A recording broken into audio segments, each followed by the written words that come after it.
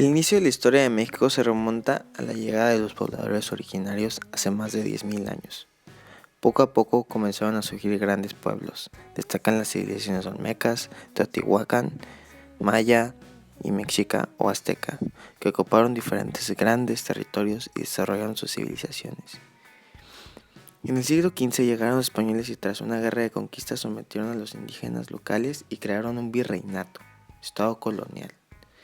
El dominio español duró hasta el 1821, año que México gana la Guerra de la Independencia y se crea el primer imperio mexicano que pronto da paso a la primera república federativa. Y sucesivamente llegan nuevas guerras como Francia, Estados Unidos. Concretamente es entonces cuando México pierde una gran parte del territorio en favor de Estados Unidos de América, prácticamente toda la zona costa suroeste del país. En el siglo XX se caracteriza por una gran revolución, gracias a la cual, o sin grandes pérdidas, México se volverá un estado democrático a todos los efectos. Ahora sí, ya les puedo platicar más sobre la historia de México. La época precolombina, o sea, antes de la llegada de Colón, es lo que los estudiosos definen como el primer periodo de la historia mexicana. A su vez, se divide en tres periodos: preclásico mesoamericano, clásico mesoamericano y posclásico mesoamericano. Esencialmente podemos decir que es la época de las grandes civilizaciones que tanto influyeron en el carácter, la arquitectura y pensamientos del pueblo mexicano. Entre estos destacan estas grandes civilizaciones: la olmeca, precursora de las demás culturas precolombinas, existieron entre 1200 y 500 a.C.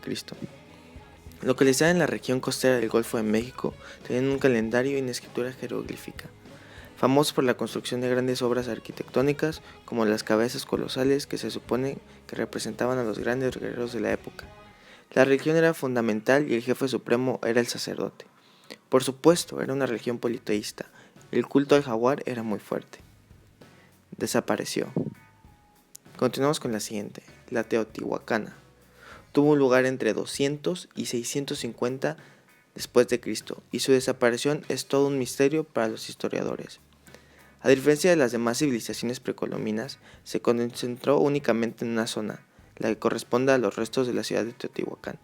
Su religión era politeísta. Rendían culto a diferentes dioses. Quetzalcóatl era el dios de la serpiente, Tlaloc, el dios de la lluvia, entre otros. Eran frecuentes los sacrificios, incluidos a los humanos. Era una sociedad que subsistía especialmente de la agricultura y del comercio. Se supone que la ciudad de Teotihuacán llegó a tener una población de 200.000 habitantes, una barbaridad en la América de aquel tiempo. Curiosidad, sus restos son hoy en día los más visitados de México. Los mayas. Es una de las civilizaciones más increíbles de todo el mundo y tiene una historia de casi 3.000 años. Fueron una ciudad súper avanzada a su tiempo y desarrollaron la escritura y el lenguaje. Además dejaron importantes legados en el ámbito arquitectónico, astronómico y matemático. Si bien el pasado se pensaba que los mayas eran una sociedad teocrática, hoy en día se cree más lógico que los mayas estaban organizados alrededor de los señores feudales. El comercio era algo tan fundamental para ellos, se ganaron el apodo de los fenicios de América. Eso sí, la religión era un aspecto muy importante en su vida cotidiana. Los dioses mayas más importantes eran Hunahku, el dios creador; Itzamna, el dios del cielo, la noche y el día; Kukulcán, el dios del viento; y Shak, el dios de la lluvia. Los mayas nunca desaparecieron por completo. Hoy en día, especialmente en la zona de Yucatán, es una cultura fuerte y viva. Los grandes aztecas. Si bien se conocen como aztecas, ese término es posterior ya que ellos se llamaban mexicas. Vivían en el centro del Valle de México. La ciudad estaba dividida en castas, siendo los militares y los sacerdotes las castas más elevadas. Su conocimiento astrológico era muy avanzado, conocían las fases de la luna y diferenciaban las constelaciones. Tenían una inteligencia increíble y además daban muchísima importancia al arte. La religión era politeísta y en este caso también los sacrificios eran comunes, incluidos los humanos. Su civilización se extinguió en 1521 a causa de las enfermedades que llevaron los españoles. Para la historia de México, el periodo conocido como la colonia o el virreinato empieza en el siglo XVI, cuando los españoles al mando de Hernán Cortés conquistaron la antigua México. Fundaron la Nueva España, nombre que los conquistadores le dieron a la actual Ciudad de México.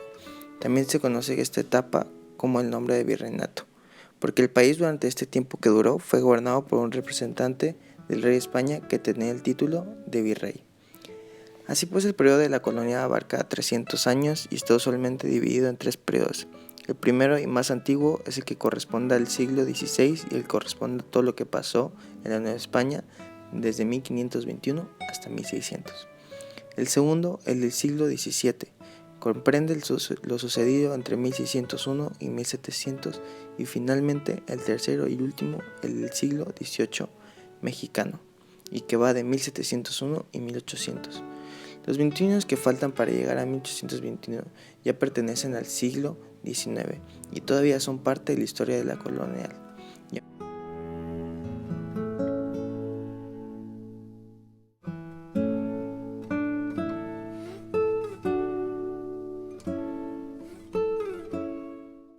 Y aunque los historiadores les conceden a esos años finales del virreinato el apelativo de periodo de transición, ya que la lucha iniciada por Miguel Hidalgo y Costilla contra el dominio del gobierno español en Nueva España había comenzado en 1806, donde da lugar así el nacimiento de México. La importancia de la época de la colonia es determinante tanto para la historia de nuestro país como para una nación independiente, como para la historia de todo Occidente, ya que a partir de este momento América entró a formar parte del mundo que hasta entonces conocían los europeos.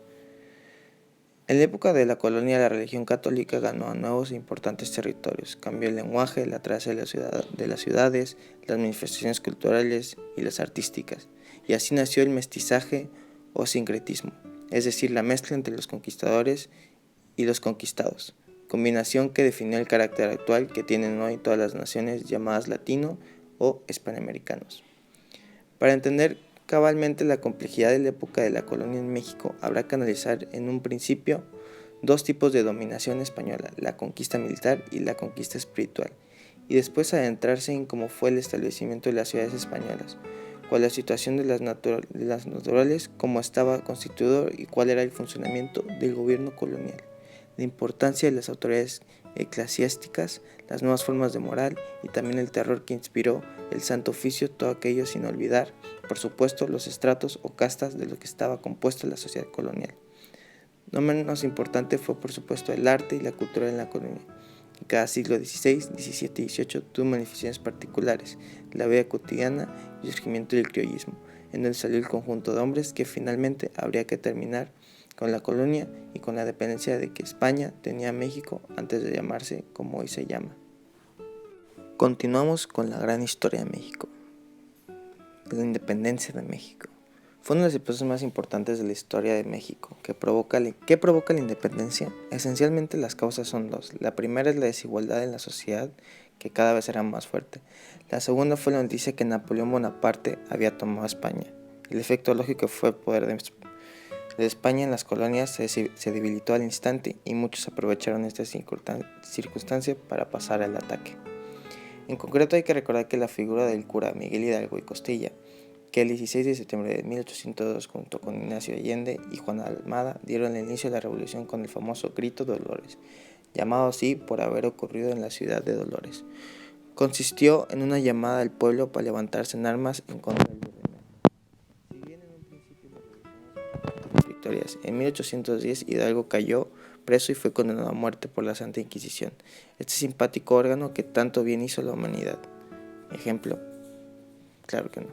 José María Morelos y Pavón e Ignacio López Rayo tomaron el mando de las independentistas y se comenzó una guerra civil que se enfrentaba a criollos, que no querían renunciar a sus privilegios, y mestizos e indios, que querían una sociedad justa. Como sabemos, Hidalgo y Morelos fueron fusilados. Bueno, Hidalgo no, pero Morelos sí. El poder cayó en Vicente Guerrero, que luchó entre batallas y derrotas, hasta que su enemigo, el general Agustín de Iturbide, que era un criollo, le ofreció un pacto y proclamar la independencia. En agosto de 1821 nacía así el Imperio Mexicano y en mayo del año siguiente Iturbide subió al poder como emperador, bajo nombre de Agustín I.